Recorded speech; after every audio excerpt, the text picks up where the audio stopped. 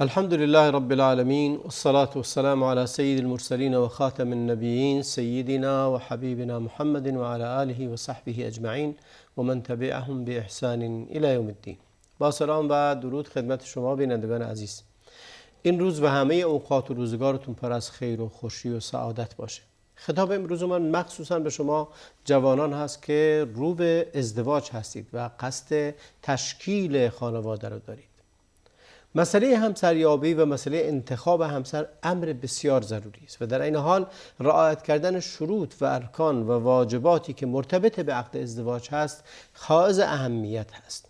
خیلی از مناطق فارسی زبان هستند که بعضی از شروط عقد ازدواج رو نادیده میگیرند یا به اون بی‌توجهی میکنن یا اصلاً به اون اهمیتی نمیدهند که خود این موضوع سبب بحران‌ها و مشکلات بعد از ازدواج خواهد شد.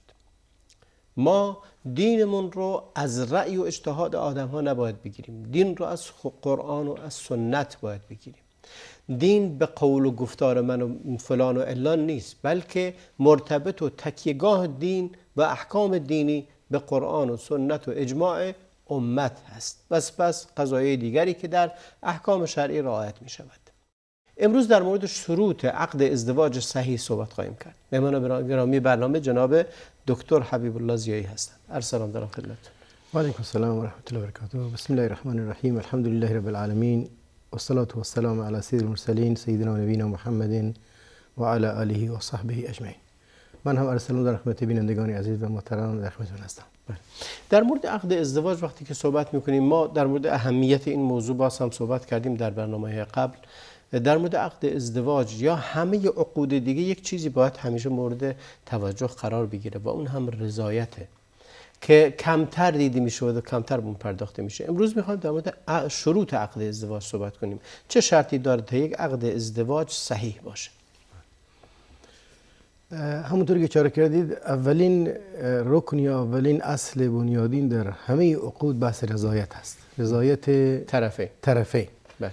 ولی در عقد ازدواج شخص ثالثی هم در رضایت مشروط هست و اون شرط رضایت ولی هست که از اونجایی که موضوع زندگی هست، حیات هست، موضوع عارضی در صحنه حیات نیست که دو نفر طرفین عقد تصمیم گیرنده باشن و خیلی موارد هم هست که زن عموماً بر اساس عواطف و به همین صورت هیجانات زنگونه یعنی زنوار تصمیمی رو میگیره و کل حیاتش رو به خطر میندازه. به خاطر این شریعت از اونجایی که توازن رو در هر چیزی در نظر گرفته و عقلانیت و طبیعت هر خلق رو، هر مخلوق رو بنیاد قرار داده، در بحث ازدواج که موضوع حیاتی هست، موضوع دائم و پایدار زندگی هست و جامعه انسانی بر اساس زندگی زناشویی اصلا اولین سلول یا اولین کانونش بسته میشه و به خاطر این شرط رضایت ولی شرط سوم در بحث رضایت هست. البته ناگفته نمونه که بحث رضایت هم فقط عواطف نیست. یعنی ما متاسفانه اونچه که در سیستم رضایتی خودمون داریم بحث عواطف هست که در موردی چشم دختری به پسری میفته، با هم دیگه آشنا میشن، صحبتی هم شاید بینشون رد و بدل بشه و بر این اساس طرفین اظهار رضایت میکنن. واقعیت اینجاست که ما همان گونه که در بحث رضایت وقتی میخوایم یک گوشی موبایل بخریم، این گوشی رو اینقدر موارد مختلف رو در نظر میگیریم و آیندهش و کاربردش و فوایدش و عیوبش رو تا اینکه تصمیم قطعی میگیریم که این گوشی رو به عنوان گوشی موبایلی که شاید یک سال هم استعمالش نکنیم انتخاب بکنیم. بحث زندگی و همسر موضوع حیاتی هست. انتخاب کردن و رضایت حقیقی رو در خود پدید آوردن بر اساس آگاهی و دانش، بر سنجیده و در بحث که اشاره فرمودید، بحث اختیار و انتخاب مسئله بسیار مهمیه، ولی بحث رضایت در مقابل اجبار میاد. بحث رضایت یک بحث فقهیه، اما بحث اختیار یک بحث شاید تربیتی، عقلانی و فکریه که انسان روی یک موازین و روی یک اصولی همسرش رو انتخاب میکنه طبق یک ضوابطی. میگه من شخصی رو که انتخاب میکنم برای زندگیم کسی است که داره 1 2 3 4 این شرایط رو باشه، یا با من و شرایط من مناسب باشه. گاه وقتی میبینیم که 2 تا انسان هر دو متدین، هر دو اهل ایمان، ولی مناسب هم نیستن و خیلی مواقع هم میبینی انسان ها امکان داره التزامات دینیشون کمی کمتر ولی مناسب همدیگه هستن.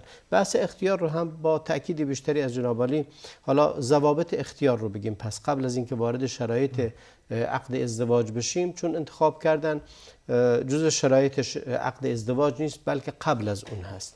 در مورد چه ضوابطی رو شما پیشنهاد میدید برای انتخاب کردن صحیح؟ انتخاب کردن صحیح خب طبیعی هست، هر انسانی در زندگی خودش اهدافی داره و یک سری ارزش‌هایی رو دنبال میکنه. در نظر گرفتن ارزش‌ها و اهداف برای انسان مسلمان خب طبیعی هست که دین هست، اخلاق هست و به دنباله اون بحث شخصیت خانوادگی و تربیتی فرد هست. موقعیت اجتماعی پیش میاد خب به دنبال این هست، مسائل مالی به دنبال این هست، ولی بنیادی ترین موضوعی که دوام و ثبات و پایداری داره بحث دین و بحث اخلاق افراد هست که باید در انتخاب اهمیت خاصی رو داشته باشه. دقیقاً اون چیزی که شما اشاره کردید دقیقاً موضوع مستقلی هست بحث انتخاب، اما به طور طبیعی انتخاب مقدمه‌ای هست برای رضایت، ولی موضوع مهمی هم هست بحث رضایت که اصلا چطوری شک گرفت اصلا چرا این موضوع مطرح هست. بله، در بحث انتخاب حدیثی از رسول الله علیه السلام من جاءکم ترضون دینه و خلقه فزوجوه، یا در حدیثی که فرمود تنکح المرأة لأربع.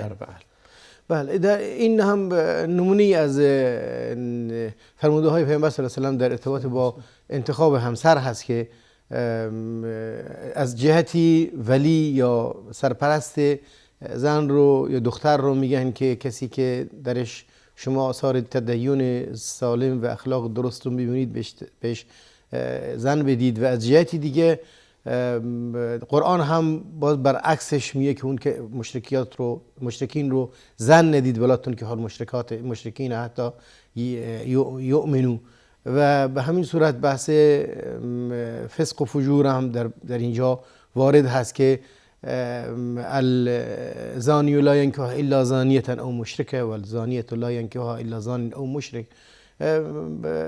در ادامه یا در تکمیله این مبانی بحث حدیث پیامبر صلی الله علیه و آله میاد که میگن عموما این اتفاق میفته که بین مردم 4 معیار وجود داره برای انتخاب همسر، یا به خاطر نسب و موقعیت اجتماعیش هست، قبیله‌ایش هست، یا به خاطر مالش هست، یا به خاطر زیبایی است، یا به خاطر تدینش هست. ولی شما تدین رو دریابید که اگر این کار رو نکنید از دست دادید یا تربت یداه، یعنی این لم تفعلوا، جمله درش بخشی محذوفه، این دست دادید خیر رو از دست دادید. هر چیزی به دست میاد، هر چیزی قابل جبران هست. خیلی هستن که ابتدای ازدواجشون فقیر بودن، نادار بودن، در ادامه حیات براشون میسر شده کار، شغل.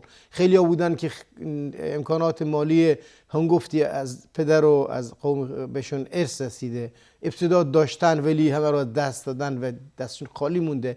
واقعیت اینجاست که اون چیزی که باقی پایدار میمونه برای انسان و در تاثیرگذار هست در زندگی انسان، خوشبختی رو با خودش میاره، خوشبختی حقیقی رو، نه خوشبختی مادی پرزرق و برق دنیا رو.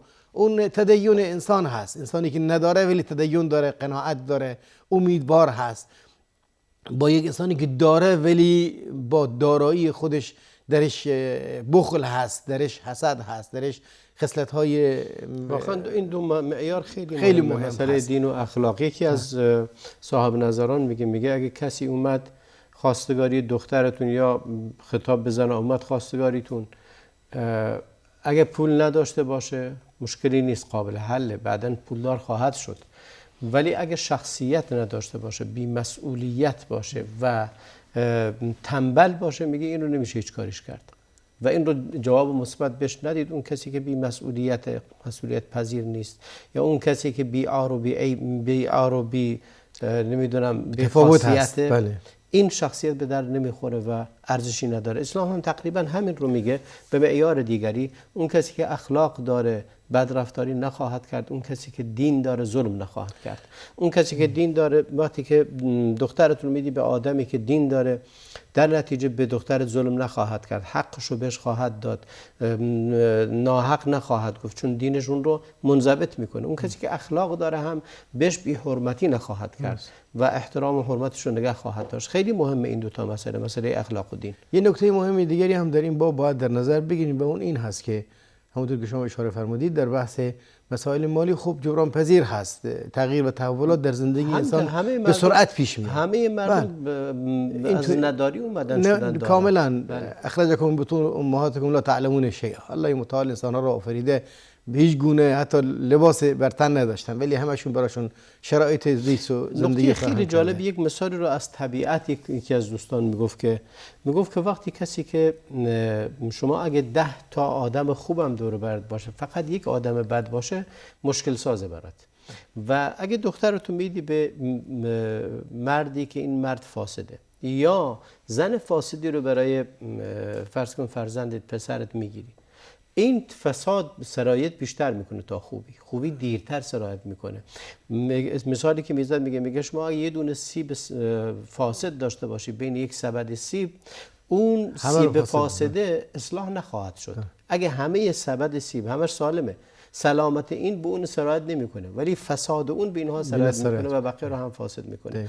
لذا باید حتما بفهمی که چگونه انتخاب میکنی و همیشه اون چیزی که فاسده باید ریشه کن کنی، نه اینکه بذاری که وجود داشته باشه بگی خب بقیه خوبن این یکی اشکال نداره بذار فاسد باشه. به خاطر همین یکی از اشتباهاتی که من تجربه زندگی خودم شاهد بودم در خیلی از خانواده ها، بعضی از مشکلات یا بعضی از آسیب‌های شخصیتی اصلا همونطور که شما اشاره کردید جبران ناپذیر هست. یعنی مثل سیبی هست که پوسیده و غیر قابل بازگشت هست.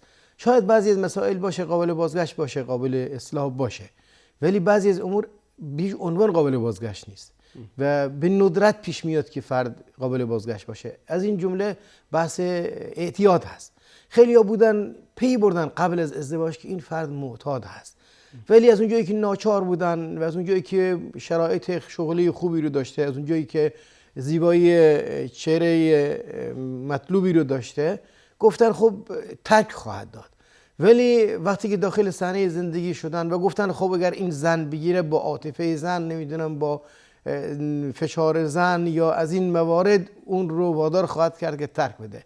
ولی تا به حال من سراغ دارم نمونه‌های بسیار زیادی که این اتفاق براشون افتاده و پدر مادرای پسر هم گفتن که این در شرایط بدی خانواده محیط بوده که اینجوری شده، حتما اگر ازدواج کرد و کنار زن باشه، زن درش اثر میذاره، رها میکنه، ترک میکنه.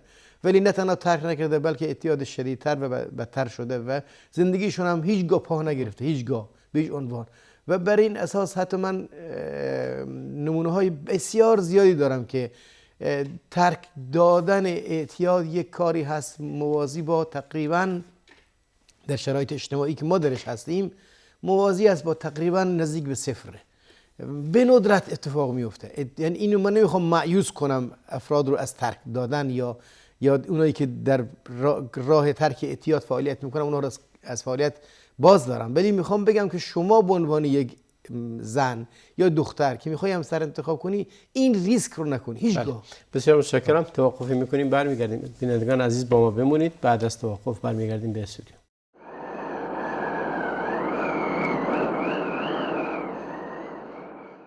با سلامی دوباره خدمت شما بینندگان عزیز. در بحث ازدواج صحیح داریم صحبت میکنیم، شرایطش رو داریم بررسی میکنیم و بخش اول بحث انتخاب بود. آیا انتخابمون چگونه انتخابی باشه؟ خیلی مهمه. نکاتی که جناب عالی اشاره فرمودید، واقعا بیشتر مشکلاتی که بعد از ازدواج پیش میاد علتش اینه که انتخاب اول غلط بوده.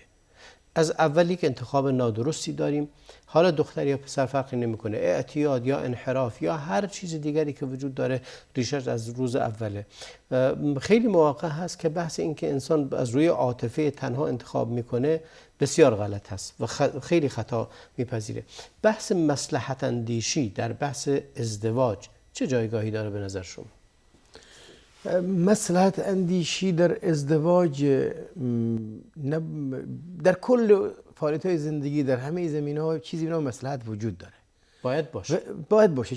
شکلی اصلا مصلحت دینی، مصلحت دنیوی، مصلحت اجتماعی، هر مصلحتی. ولی الان باید ببینیم که اصلا ما چه تعریفی از مصلحت داریم و در راستای مصلحت چه چیزی رو می‌خوایم هزینه کنیم. مصلحت به عنوان مثال مواردی داریم که میخوان دو قبیله میخوان با آن آشتی کنن، در مناطق قبایلی بلوچستان مثلا وجود داره. برای این آشتی یه دختر باید قربانی بشه، مثلا به نکاح یکی از سران قبیله در بیاد. این کار به خون بها داده میشه، خون بها داده هر میشه. چیزی. بله. این شاید مصلحت درش باشه در بحث جلوگیری از دختر مصلحت، ولی دختر قربانی شد. یعنی یک نفر شما قربانی دادید قبلا، یک نفر دیگه هم قربانی دادید در پی اون قربانی و این قربانی به مراتب عذابش و زجرش بیشتر خواهد بود از قربانی اول. این راه حل نیست. وصلت کردن خوبه، وصلت کردن چیزی نزدیکی رو پدید میاره، ولی نه وصلتی که الان بحث اون رضایت که مطرح خواهیم کرد این موضوع رو در بر داره. در نتیجه مساله هدف داشتن مصلحت اندیشی چیز خوبی هست، ولی مصلحت رو ما چه تعریفی براش داشته باشیم و چه اندازه اولویت ها رو در کجا بذاریم، در چه زمینه هایی باید قربانی بدیم، اینا مسائلی هست که باید در نظر گرفته بشه. میریم روی شروط عقد ازدواج صحیح، شرط‌های رو. بحث رضایت رو اشاره فرمودید. رضایت در مقابل اجبار هست. آیا والدین حق دارن که فرزندشون رو اجبار کنن؟ در بخش اول صحبتون پرداختیم به اینکه رضایتی که از شروط مهم یا اولین شرط از شروط همه عقود بدون استثناء رضایت است. هیچ عقدی صحیح نخواهد بود با اجبار و اکراه. حتی نماز، حتی عبادات هم به اکراه و اجبار وقتی که طرف نخواد انجام بده ارزشی براش نداره، اجری هم نخواهد برد. در جاهلیت متاسفانه زن به عنوان یک مایملک تصور میشد. چه میخواد دختر باشه در خونه پدر و مادر، چه میخواد همسر باشه در خونه شوهر و چه میخواد کنیز باشه. در کل زن چیزی به نام ارث نداشت، موقعیتی در جامعه به ارث برده میشد، به ارث برده میشد دقیقاً. و در بحث ازدواج هم مرد بدون حصر و حساب میتونه زن داشته باشه. در حق و حقوق زناشویی براش هیچ چیز معینی تعیین شده نبود که این حد و حدود و حق و حقوقش هست در نکاح، در طلاق، بلکه فرد یعنی کل بحث سلطه و حاکمیت دست مرد بود و زن کاملا زیر مجموعه حاکمیت و سلطه مستبدی بود که مرد اون رو قائم داشت. دین که اومد اولین اهتمامی که به موضوع داد، من حقیقتش مجموع آیات سوره بقره که نزدیک به 3.5 صفحه قرآن رو در بر میگیره در سوره بقره در ارتباط با طلاق رو نگاهی انداختم. واقعیت اینجاست که در این آیات من بحث طلاق رو محور طلاق ولی در حقیقت حقوق زن هست. یعنی حقوقی که قبل از اسلام بهش توجه نمیشد و اون احسان و نیکویی و حمایت از حقوق زنی که در معرض هر نوع استفاده و هر نوع کاربرد وجود داشت. به خاطر این اولین موضوع شرع آورد رضایت زن بود. یعنی اینکه عقد نکاح متعاقدین 2 نفر هستند،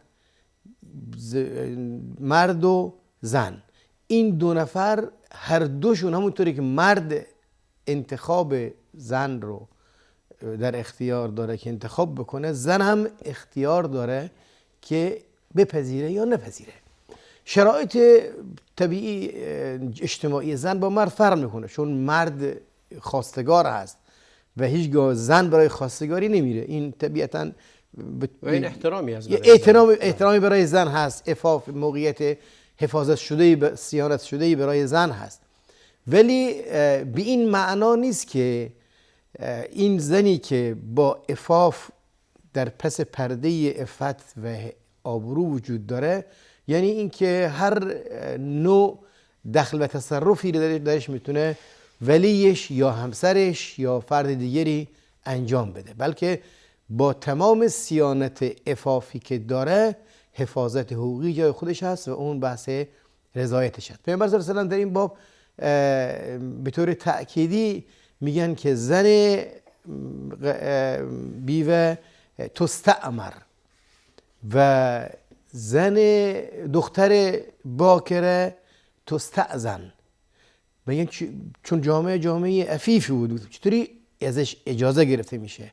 پیامبر میگن که سکوت ها اذنا، ساکت بشه، بخواید ساکت شد یعنی اینکه راضی هست، یعنی رضایتش با سکوت ظاهر میشه. به مورد متعددی هم بود که پیش پیامبر در بس این رضایت باید حتما شرایطی فراهم بشه که این دختر بتونه با کمال، یعنی در کمال آرامش و آسایش بتونه نبگه یا بتونه سکوت کنه به عنوان رضایت. نباید در شرایطی قرار بگیره که یا در شرم و حیا نتونه نبگه، یا از فشاری که در اطراف خانواده یا مصالحی که بهش گوش زد شده مرتب اگه این کارو نکنی فلان میشه و علان میشه، یعنی نباید شرایط رو فراهم کرد که اون رو مجبور کنه به این کار. دقیقاً بحث ایجاد شرایط مناسب برای اعلان رضایت و در واقع همون نتیجه انتخاب هست. این شرایط در واقع از جنبه‌های مختلف پدید میاد، یعنی همونطوری که خود زن باید یا دختر باید حقشو بدونه. این خیلی نکته مهمی است که هر انسانی باید بدونه حقوقش چی هست. حق شهروندی کسی ندونه بهش ظلم میشه، زن حقشو ندونه بهش ظلم میشه، شوهر حقش ندونه از جهت دیگه بهش ظلم میشه، کارمند حقش ندونه بهش ظلم میشه. یکی از مهمترین نکتهایی که شریعت بهش تأکید میکنه آشنایی کردن به حقوق هست، یعنی حق تو چی هست، حق من چی هست. پس ما به خاطر اینکه از لحاظ فقهی جمعش کنیم موضوع رو، شرط اولمون از شروط عقد ازدواج رضایت دختر و پسر هست. رضایت هر دوشون راضی باشن به این عقد ازدواج و رضایتشون به معنی انتخاب نیست، باید قبلا انتخابشون رو کرده باشن. رضایت اینه که اونجا وقتی که عقد نکاح بسته میشه اعلان کنن که راضی هستن. یعنی وقتی که عاقد اومده در عقد نکاح رو یا صیغه عقد نکاح رو جاری میکنه بگه که از دختر باید بپرسه که تو راضی هستی؟ بله راضیم. از پسر بپرسه، غالبا پرسیده نمیشه چون خواستگاره. در نتیجه باید از دختر باید پرسیده بشه که راضی هستی یا نیستی و باید ایشون هم اعلان رضایت کنه و اجبار و اکراهی نباشه درش. این شرط اوله. خیلی مواقع پیش میاد پدر به جای دختر میگه من وکیل دخترم هستم و راضیه، اعلان رضایت میکنه بدون اینکه به دختر برگرده. آیا وظیفه کسی که داره عقد نکاح رو میبنده این نیست که مستقیما از خود دختر بشنوه بدون پرده و بدون هیچ حائلی؟ اصل بر همین هست که اعلان رضایت سریع از طرف زن در محضر شهود صورت بگیره، ولی از اونجایی که بحث حجاب و امثال اینها وجود داره و مجلس هست عموما زن و مرد جدا هستن، در این شرایط یا این که باید خود عاقد حاضر بشه در محضری که دختر وجود داره و ازش جواب مثبت رو بگیره و اگر خودش به خاطر اینکه محرم نیست و شرایط شاید مجلس ایجاب نکنه که وارد مجلس بشه، حداقل دو محرم وارد مجلس بشن و اون شهود رضایت رو از دختر بگیرن و اون دو شاهد. نه بس این که مطرح فرمودید که دو تا محرم، آیا شرطه که وکلا محرم باشن؟ آیا شرطه که کسایی که شاهدن محرم باشن؟ نه شرط نیست، این فقط به خاطر برداشتن یه توصیه اجتماعی هست. یعنی مهم اینجاست که این بهانه نشه برای جلوگیری. تلقی شاید خواهد شد، بینندگان تلقی کنن که محرم باید باشه.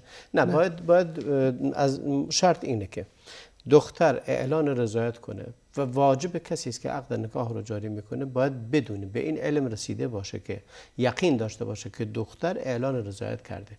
نمیشه با شبهه و شک یکی بره این بله راضیه.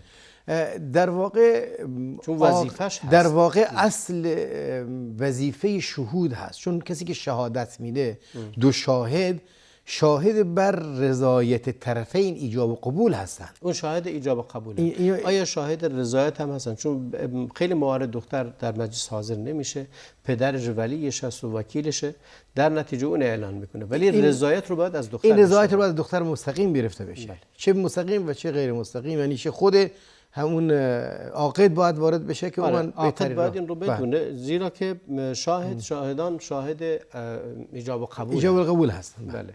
پس شرط اولمون رضایت و این رضایت رو باید دختر یا صراحتاً اعلان بکنه یا اینکه وقتی ازش پرسی میشه همونطور که حدیث گفت که اگر شرمش اومد که بله بگه به صراحت، که امروز خیلی کمه این که کسی نتونه بله بگه، بله میگن، بالاتر از بله هم میگن و خیلی هم خوبه. این عادت خوبیه که این شرم و حیا رو کنار بذارن در این گونه مسائل. با توجه به زیاد شدن یعنی شاید قلت ذمم یا نموندن تعهدات در جامعه باعث میشه که بعضی از شرم و حیاها رو باید کنار گذاشت و صراحتاً باید گفت که راضی هست یا راضی نیست.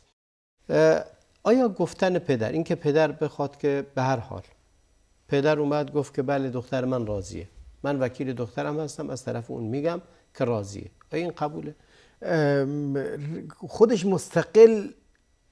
مستقل رضایت خودش رو میتونه اعلان کنه، رضایت کسی دیگه رو نمیتونه انتقال بده، چون رضایت دختر مقدمه بر رضایت اول رضایت. یعنی ما سه تا رضایت داریم، خودش هست.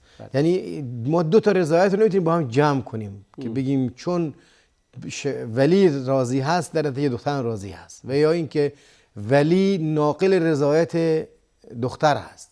اینا هر کدومشون مستقلا باید اعلان رضایت بکنن. از لحاظ اجتماعی اگه پدر اومد و به هر حال تونست جمع رو قانع کنه، یا پدر اصلا دختر به خاطر اینکه نخواد مخالفت کنه با پدرش بگه بله رضایت رو اعلام کرد، حالا یا به اجبار یا قبلش یک مشت کتک خورده یا قبلش به زور راضیش کردن به اینکه اعلان رضایت کنه، از لحاظ اجتماعی دیگه چیزی برش نیست. یعنی از لحاظ اجتماعی این عقد نکاح از لحاظ شرعی صحیحه، از لحاظ فقهی و قضاییش صحیحه.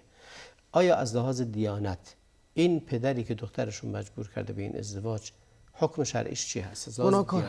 گناهکار هست و ظلم کرده.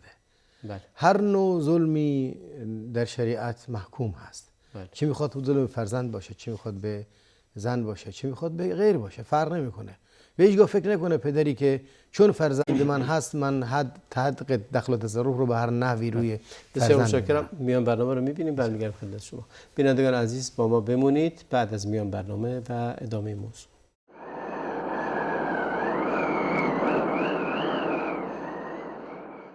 با سلامی دوباره خدمت شما بینندگان عزیز. در بخش اول صحبتمون در مورد عقد ازدواج صحبت کردیم و اینکه شروط اون یکی از شرط‌های مهم رضایت بود که وارد این بحث شده. بقیه شروط دیگه شرط رضایت رو اشاره فرمودی و اینکه دو پدری اگر دخترش رو اجبار کنه بر اینکه رضایت بده به ازدواجی، از لحاظ دیانت گناهکاره، ولی از لحاظ اونی که عقد ازدواج بسته میشه، دو تا شاهد وجود دارن، همه چیز طبق ظاهرش طبق صحیحه و فقه هم ظاهر رو نگاه میکنه، از لحاظ ظاهری عقد ازدواج صحیح میشه، ولی از لحاظ دیانت اون پدر مسئول و گناهکار و ظلم و ستم کرده به این دختر که حقی از حقوق مهم خودش رو ازش گرفته. حدیثی از رسول الله علیه السلام در این باره هست، حدیث دختری گفت که اومد نزد رسول الله علیه السلام. اینم دو مورد هست. یک مورد حضرت خنسا هست که اومد پیامبر صلی الله علیه و سلم و گفت من رو به نکاح دادن جایی که دوست ندارن، که حضرت پیامبر صلی الله علیه و سلم اون رو مختار گذاشتن و در روایت دیگه اومد جدا کردن. و یک جاریه هم وقتی که اعلان کرد که راضی نبوده به اجبار شده، پیامبر عقد نکاح رو باطل کرد و گفتن اختیار داری بر اینکه جدا بشی یا اینکه مستمر بمونه. یعنی حق رو به دختر داده میشه اگر این موضوع رو بتونه ثابت بکنه یا اینکه اعتراف بکنه پدر که بله من این کار رو کردم. اما اگر انکار کرد و نوعی اظهار کرد که پشیمانی بعد از این دختر دست داده، مثلا اول راضی بوده بعد پشیمون شده، خب اینجا میتونه حق خل داره. بله.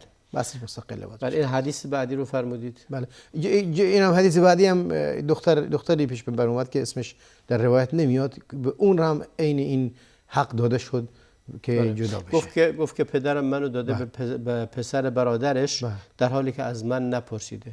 گفت رسول الله علیه السلام بهشون گفت که آیا ناراضی و مخالفی؟ گفت که ناراضی نیستم، پسرمون مرد خوبیه، ولی میخواستم ثابت بکنم که ما زنان حقی داریم در اینجا و اونم حق خودشونه که بخوان با کی ازدواج بکنن و پدر حق نداره اونا رو مجبور بکنه به کاری.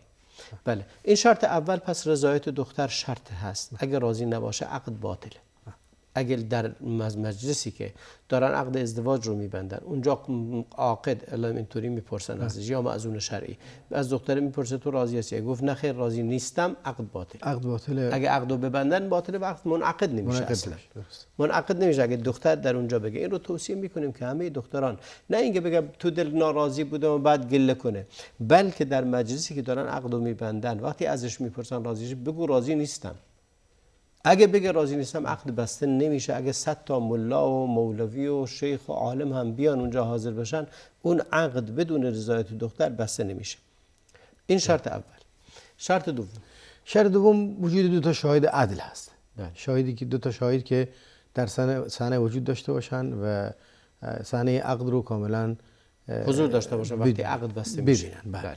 این شهدا هم بحث اعلان در ضمن این وجود شهدا وجود داره که به هر حال اعلان میشه به طور ناخواسته. و بحث دوم اینه که در مورد شاهد گفتی آیا شاهد باید اهلیت شهادت رو داشته باشه؟ یعنی از لحاظ اینکه بتونه شاهد باشه، از لحاظ عقلی سالم باشه، از لحاظ جسمی بینا باشه، ببینه یا بشنوه، و یا اینکه از لحاظ بلوغی به سطح بلوغ رسیده باشه که این چیزا رو درک کنه. شروط شهادت یکی از اینها بحث عدالت هست. عدالت یعنی فاسق نباشه، دروغ و فسق نداشته باشه، دروغ ثابت نباشه. بخش دوم دوان یا قدرت ادراکش کامل باشه چه در بحث شنوایی چه در بحث بینایی صحنه و چه که نیاز هست برای این شهادت. نیاز هست اون چیز بستگی بهش نوع شهادت که اینجا شهادت خود به خود هم با بینایی لازمه بشنوه باید بشنوه که ایجاب قبول رو اگر نبینه صحنه روی و نمیتونه شهادت بگه من دیدم این دوتا ازدواج کردن، یا اگه نشنوه باز هم ایجاب قبول رو نشنیده، حضورش ارزشی نداره. دقیقاً. و نکته سوم باز در بحث شهادت اینه که شاهد از نظر عقلی به بلوغ عقلی رسیده باشه، عاقل و بالغ باشه. و این هم اگر منتفی باشه خود به خود اتفاق نمیفته. بعد در بحث شهادت زن بودن، مرد بودن دو تا شاهد لازم هست. اگر هم که دو تا شاهد مرد باشه باید دو تا به جای یک مرد دو تا زن شهادت رو بر قیاس بر بحث دین میشه معاملات گذاشت. ولی اصل بر اینه که دو تا مرد باشن. شرط سوم در بحث عقد تعیین هست که هم دختر تعیین شده باشه هم پسر تعیین شده باشه. خیلی موارد هست که فردی 3 تا دختر داره یا چند تا پسر داره، دخترم رو به عقدت در آوردم یا پسرم خواستگار هست برای دخترت. این عدم تعیین فرد هم مشکل ساز هست. شاید در ذهن چیزی باشه ولی خب در صحنه عقد باید نام فرد عیناً به زبان بیاد تا اینکه دقیقاً شناخته بشه که این دختر کدوم دختر هست و پسر کدوم پسر هست. این شرط سومی هست که بهتر است که حضور دختر در مجلس عقد و حضور پسر در مجلس عقد این بهتر و اولاتره، ولی اگرم نشد اون وقت به وکیل عموما چون دخترها در مجلس های عقد نیستن شرط تعیین رو گذاشتن تا اینکه دیگه جای شبهه‌ای پدید نیاد. جای مشکلی پیش نیاد. و اگرم غیابی باشه خب در رایح مختلفی که امروز غیر حضوری عقد صورت میگیره، خب برای مرد هم نکته مطرح است، برای پسر هم این موضوع مطرح است. این شرط سوم هست. شرط چهارم بحث مهر هست، تعیین مهر هست که اکثر فقها بر این باور هستن که تعیین مهر جزو واجباتن، جزو شروطن، نه جزو واجبات فکر کنم. و شرط ایجاب و قبولی که از شروط مهمه. این در بعد از اینکه انتها پیدا کرد این مجلس با رضایت و با شاهده عدل وجود ولی و تعیین دختر یا پسر به هر حال اگر تعدد داشتن، بحث الفاظی هست که عقد یا نکاح به وسیله اون الفاظ محقق میشه. بله. اون الفاظ بهش میگن ایجاب و قبول. الفاظ معینی هست که در عرف اجتماعی باید معلوم بشه که با این کلمات این موضوع اتفاق افتاد، یعنی به عنوان افعال انشایی، یعنی اصل عقد اینه. اصل عقد اینه که قبلش اگه دعا میکنن، اگه هر چی میگن، اینا جزو عقد نیست. و سنت مثلا خطبه عقد خونده میشه، اون خطبه ان الحمد لله نحمده و نستعین و نستهدی، این خطبه حاجت هم بهش میگن. این خطبه حاجت که قبل از عقد نکاح بسته میشه، قبل از عقد نکاح خونده میشه، این سنته. عقد نکاح اصلی همین ایجاب و قبوله که اگر این ایجاب و قبول با توجه به شرایطی که قبلش گفتیم، رضایت دو طرف، رضایت ولی دختر و وجود دو تا شاهد و جاری شدن صیغه عقد که عبارت از ایجاب و قبوله، اون وقت عقد نکاح بسته میشه.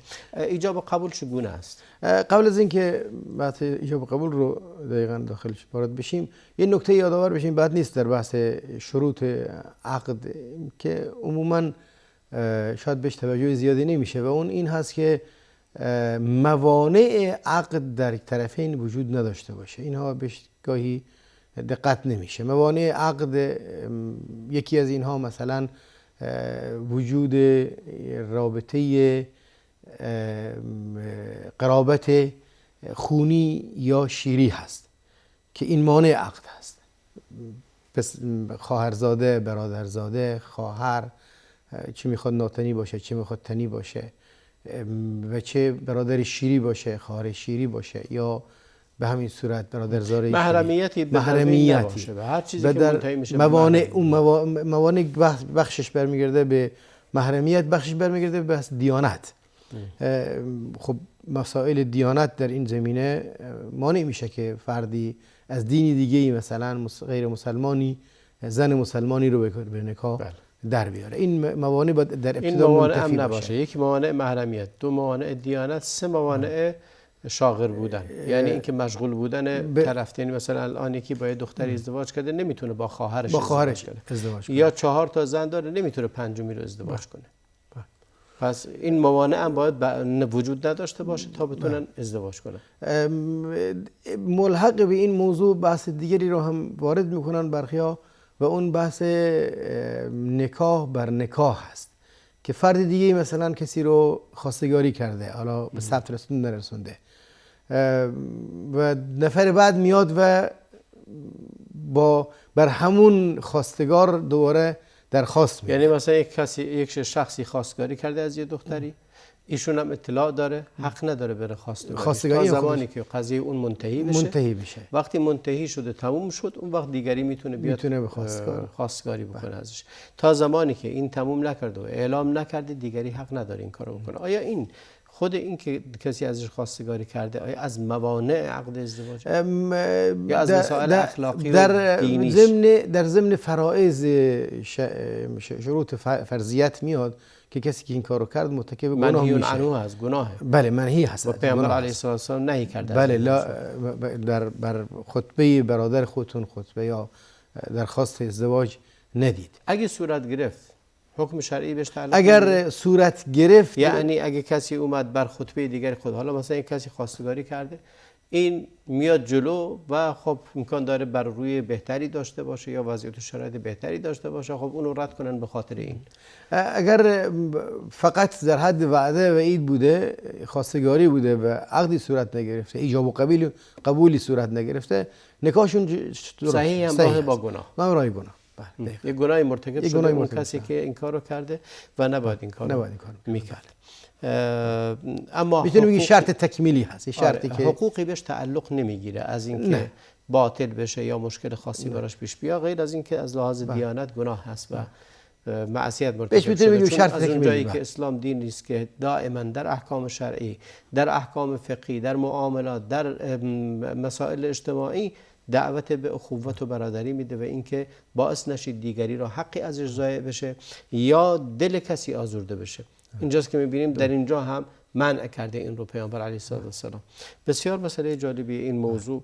مهریه، آیا تعیین مهریه در چه جایگاهی است؟ فعلا اشاره کردید که تعیین مهریه در بین فقها اختلاف است. برخی از فقها به عنوان شرط این رو میذارن که باید از قبل مهریه تعیین بشه، اگر تعیین نشه اصلا نکاح باطل هست یا درست نیست. برخی هم میگن نکاح درست هست ولی بهش مهر مثل تعلق میگیره. واجب حتما تعیین بشه. اگر تعیین نشد مهر مثل بشه، مهر مثل تعلق میگیره. این بحث. ولی در کل مهر مثل چی هست؟ ما یک دقیقه بیشتر وقت نداریم. بله، مهر مثل عبارت از اون مهری هست که در عرف اجتماعی به مشابه این ازدواج تعلق میگیره. بله. مثلا اگه به خواهرش، به دختر عمو، دختر عمه، دختر دایی، اطرافیان، خانواده اطرافیان، محلشون، دخترها رو به چه مقدار مهریه مثلا میدن در حد اجتماعی که ایشون هستن؟ اونم مهریه حقیقی، نه مهریه سوری که امروز در ایران ما رواج داره متاسفانه.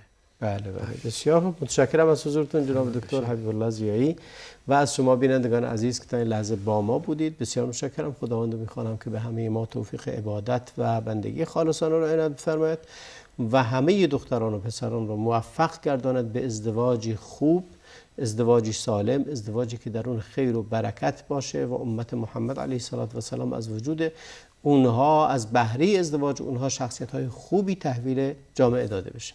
و صلی الله و بارک علی نبینا محمد و علی آله و صحبه اجمعین.